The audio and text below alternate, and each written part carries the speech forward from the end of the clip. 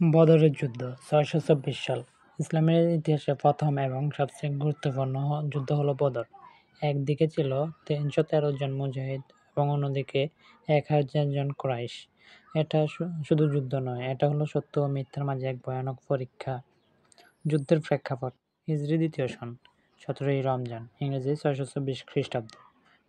মদিনায় হিজরতের পর কুরাইশরা মুসলমানদের বিরুদ্ধে যুদ্ধের প্রস্তুতি নিতে থাকে, কারণ দিনে দিনে মুসলমানদের সংখ্যা বৃদ্ধিকে তারা নিজেদের হুমকি হিসেবে গ্রহণ করে। যুদ্ধের নেতৃত্ব: মক্কা থেকে ১০০০ সৈন্যের বাহিনী নিয়ে আবু জাহেল রওনা দেয় বদর প্রান্তরের দিকে। অন্যদিকে রাসূল সাল্লাল্লাহু আলাইহি ওয়াসাল্লাম ৩১৩ জন সাহাবা নিয়ে রওনা হন। তাদের মধ্যে ছিল ২টি ঘোড়া ও ৭০টি উট। যুদ্ধ শুরু হয় আরব্য ইতিহাস ঐতিহ্য ত্রিমুখী মোকাবেলার মাধ্যমে। মুতবা, সায়বা ও আল-ওয়ালিদ নামের কুরাইশ যোদ্ধাদের মোকাবেলা করেন হামজা, আলী ও ওবায়দা রাদিয়াল্লাহু তাআলা আনহু। ৩ জন মুসলিম যোদ্ধাই বিজয়ী হন।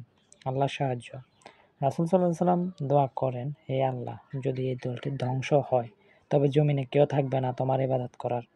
এরই প্রেক্ষিতে আল্লাহ তাআলা কোরআনে ঘোষণা করেন, আমি ১০০০ ফেরেশতা পাঠিয়েছি তোমাদের সাহায্যে। সূরা আলে ইমরান আয়াত ১২৪ নম্বর। ফলাফল: এই যুদ্ধে ৭০ জন কুরাইশ নিহত ও ৭০ জন বন্দী হন। অপরদিকে ১৪ জন মুসলিম শহীদ হন। সমাপ্তি: আজকের ভিডিও যদি আপনার ভালো লাগে তবে লাইক দিন, শেয়ার করুন আর আমাদের চ্যানেল সাবস্ক্রাইব করতে ভুলবেন না।